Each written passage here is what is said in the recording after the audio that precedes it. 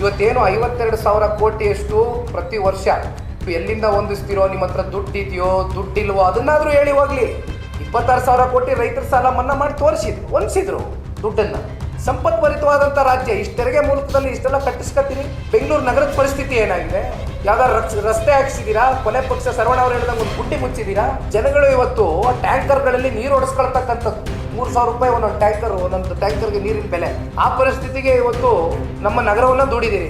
ದೇಶದ ರಾಜಕಾರಣಕ್ಕೆ ಬಿತ್ತನೆ ಬೀಜವನ್ನ ಬೆತ್ತಿರ್ತಕ್ಕಂಥದ್ದೇ ಕಾಂಗ್ರೆಸ್ ಇವತ್ತು ಈ ರಾಜ್ಯದಲ್ಲಿ. ಎಲ್ಲಿ ಕುಮಾರಣ್ಣ ಅವರು ದಿನ ಬೆಳಗ್ಗೆದ್ರೆ ಈ ಭ್ರಷ್ಟ ಕಾಂಗ್ರೆಸ್ನ ಹಗರಣಗಳನ್ನ ಇಟ್ಕೊಂಡು ಬಯಲ್ಗೆಳಿತಕ್ಕಂಥ ಒಂದು ಕೆಲಸವನ್ನ ಮಾಡ್ತಾರೆ.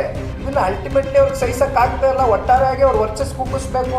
ಆದ್ರೆ ಒಂದಣ್ಣ ನಾನು ಬಹಳ ಸ್ಪಷ್ಟವಾಗಿ ಹೇಳ್ತೇನೆ, ಸನ್ಮಾನ್ಯ ಕುಮಾರಣ್ಣ ಅವರು ಹಾಗೂ ನಾನೇ ಹೇಳ್ತೇನೆ ಅವ್ರ ಪರವಾಗಿ, ನಮ್ಮ ಆತ್ಮಸಾಕ್ಷಿಗೆ ಅನುಗುಣವಾಗಿ ಕೆಲಸ ಮಾಡಿದ್ದಾರೆ ಸನ್ಮಾನ್ಯ ಕುಮಾರಣ್ಣ ಅವರು. ಹಾಗಾಗಿ ಏನೇ ಪೊಲಿಟಿಕಲ್ ವೆಂಜನ್ಸು ಇವತ್ತು ನಮ್ಮ ವಿರುದ್ಧವಾಗಿ ಅವರು ಎಸಿಬಹುದು. ಇದನ್ನ ನಾವು ಎದುರಿಸ್ತಕ್ಕಂಥ ಒಂದು ಸಾಮರ್ಥ್ಯ ಇಟ್ಕೊಂಡಿದ್ದೀವಿ. ಅದಕ್ಕೆ ಸನ್ಮಾನ್ಯ ಕುಮಾರಣ್ಣ ಅವರ ನೈತಿಕವಾದಂಥ ರಾಜಕಾರಣ, ಇಲ್ಲಿವರೆಗೂ ರಾಜಕಾರಣದ ಬದುಕಲ್ಲಿ ನೈತಿಕತೆ ಅಂತಕ್ಕಂಥ ಪದಕ್ಕೆ ಒಂದು ವ್ಯಾಲ್ಯೂ ಕೊಟ್ಟು ಬದುಕಿದ್ದೀವಿ ನಾವು. ಹಾಗಾಗಿ ಇದನ್ನ ಕಾನೂನಾತ್ಮಕವಾಗಿ ಯಾವ ರೀತಿ ನಾವು ಎದುರಿಸಬೇಕು ಏನೋ ಕಟಾಕಟ್ ಅಂದ್ರಲ್ಲ, ಇಲ್ಲಿ ಎಲ್ಲ ಕಟ್ ಆಗ್ತಾ ಇದೆಯಲ್ಲ, ಕಟ್ ಮಾಡಿ ಕೊಡ್ತಾ ಇದಾರಲ್ಲ, ಇದು ಏನು ಅಂತ ಪಾಪ ಬಹಳ ಕನ್ಫ್ಯೂಷನ್ ಅಲ್ಲಿ ಇದ್ದಾರೆ ನಾಡಿನ ಹೆಣ್ಮಕ್ಳು. ಟಕಾಟಕ್ ಕಟಾಕಟ್ ಎಲ್ಲ ಕಟ್ಟಾಗಿ ಬರ್ತಾ ಇದೆ. ಅದು ಯಾವಾಗ ಬರೋದು ಗೊತ್ತಿಲ್ಲ.